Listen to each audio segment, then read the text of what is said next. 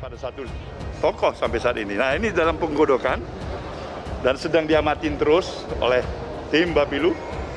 Insya Allah nanti dalam beberapa waktu yang akan datang, saya pikir tahun ini juga kita akan jelaskan nanti siapa yang menjadi calon presiden dari Partai Nasdem untuk menghadapi pemilu 2024 yang akan datang.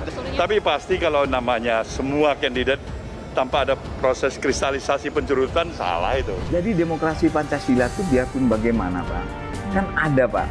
Kita ingat terus ada persatuan Indonesia. Kalau kita sampai terlihat itu kuncinya ya. Kuncinya Pak. Jangan sampai persatuan itu dikorbankan. Dikorbankan karena ingin kepentingan kelompok atau kepentingan, tapi mengorbankan persatuan Indonesia Pak. Yang jelas Bawaslu tetap konsisten bahwa memastikan penyelenggaraan pemilu itu harus sesuai dengan diatur dan diperintahkan oleh undang-undang. Kita melakukan sosialisasi regulasi yang sudah ada, apalagi undang-undangnya kan tetap berjalan, sudah ada Undang-Undang 7 2017 dan 10 tahun 2016. Ya kita sosialisasikan itu, regulasi perbawaslu tetap kita sosialisasikan untuk memastikan bahwa tahapan berjalan sesuai dengan koridor. Nah, sebenarnya Nasdem itu membuat poros baru. Kalau saya boleh katakan poros ketiga. Kalaupun misalkan ada satu poros yaitu Gerindra dengan PDIP, di poros yang lain yaitu katakanlah KIB, maka mestinya Nasdem mendorong membuat poros baru, yaitu Nasdem, PKS dengan Demokrat. Nah ini menjadi penting, agar apa? Agar tidak terjadi polarisasi lagi, agar tidak terjadi lagi pertarungan dua kubu.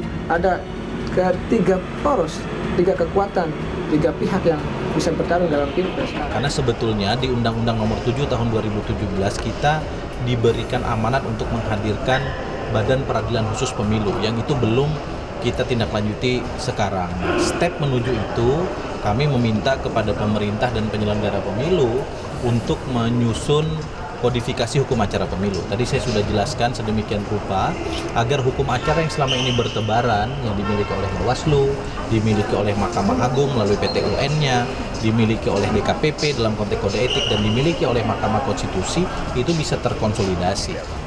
Penting itu Pak. Apapun narasinya, ada etika, tapi ada etika dan kesantunan itu Pak. Jadi tidak saling menjelekan atau saling segala macam Pak. Ini penting Pak, etika dan kesantunan dalam menyampaikan komunikasi politik di publik. Ramai sebutan Nasdrun Direktur PPI wanti-wanti polarisasi di 2024. Di media sosial ramai sebutan Nasdrun yang dikaitkan dengan Partai Nasdem yang telah mengusung Anies Baswedan sebagai calon presiden pada pemilu 2024.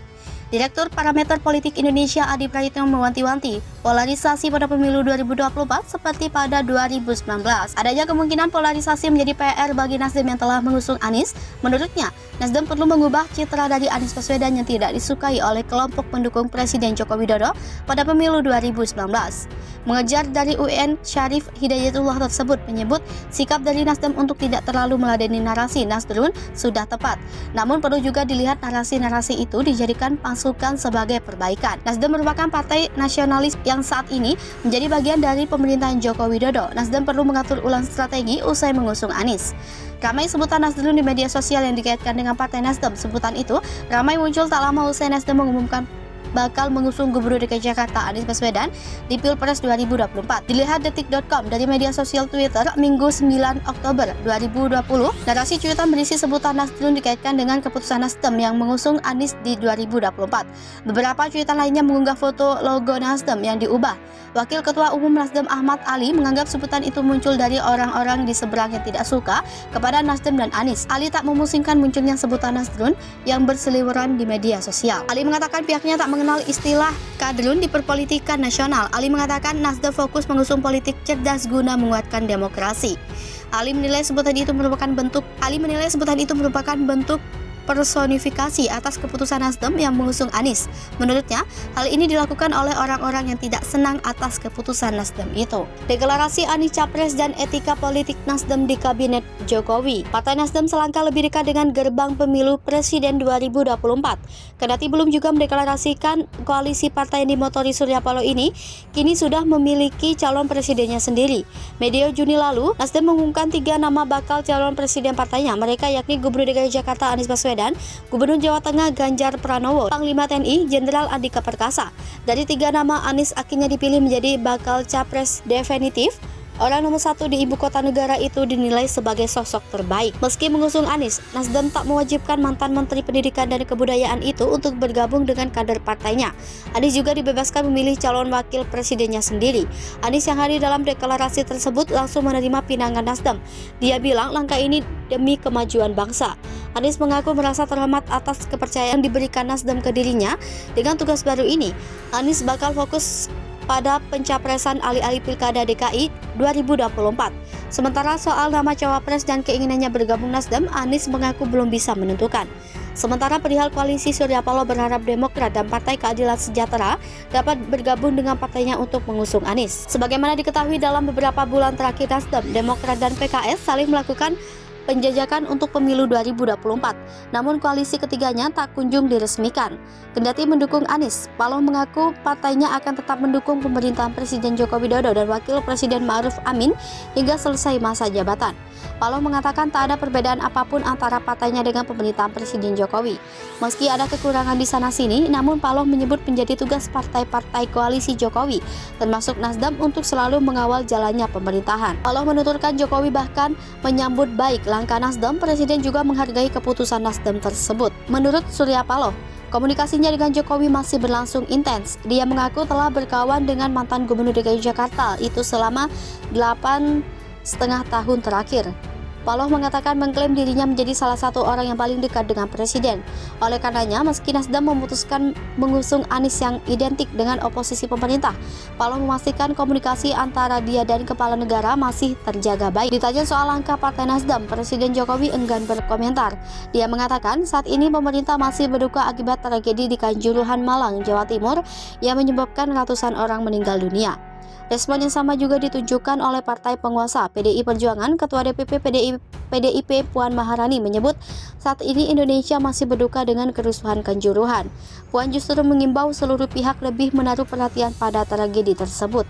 Kendati demikian, Puan bilang seluruh partai politik memiliki mekanisme pencapresan masing-masing, tak terkecuali Nasdem. Etika politik, Direktur Eksekutif Institute for Democracy and Strategic Affairs Ahmad Khairul Umam menilai upaya Nasdem mengusung Anies sebagai capres bukan tanpa resiko. Menurut Umam, langkah tersebut mengancam 3 menteri Nasdem di Kabinet Indonesia Maju. Adapun 3 menteri Nasdem yang kini menjabat di kabinet yakni Menteri Komunikasi dan Informatika Johnny G. Plate, Menteri Pertanian Syahrul Yassin Limpo, serta Menteri Kehutanan dan Lingkungan Hidup Siti Nurbaya Bakar. Tak hanya pencopotan menteri, menurut Umam, langkah politik Nasdem juga sangat mungkin berimplikasi pada evaluasi total posisi partai besutan Surya Paloh tersebut di seluruh lingkaran kekuasaan. Lebih jauh terbuka kemungkinan terjadinya kriminalisasi dan pengebosan kekuatan politik Nasdem jelang 2024. Semua itu, kata Umam, tak lepas dari posisi politik Anies yang notabene oposisi pemerintahan kini. Sementara analisis politik Foxpol Center Research and Consulting Pangi Syarwi Caniago sempat mengatakan Nasdem harus mundur dari koalisi pemerintahan Jokowi jika mengusung Anies sebagai capres atau berkoalisi dengan Demokrat dan PKS pada pemilu 2024. Demokrat dan PKS merupakan partai di luar pemerintahan. Menurut Pangi, jika berkongsi dengan oposisi secara etika politik, Nasdem harus menarik diri dari kabinet. Pangi berpendapat situasi ini menjadi beban tersendiri buat Nasdem. Nasdem dinilai belum sanggup menarik 3 menterinya dari kabinet karena langkah itu bisa berpengaruh pada eksistensi mereka pada pemilu mendatang. Posisi Nasdem menurut Pangi sangat berbeda dengan Demokrat dan PKS. Kedua partai disebut tak punya beban politik lantaran sejak awal sudah berada di luar pemerintahan. Meski sulit, Panggi menduga Nasdem tetap akan bekerja sama dengan Demokrat dan PKS. Ini karena keinginan besar Nasdem untuk mengusung Anies Baswedan sebagai capres. Jika Nasdem bergabung dengan koalisi PDIP atau Gerindra, maka mustahil partai tersebut dapat mengusung Anies.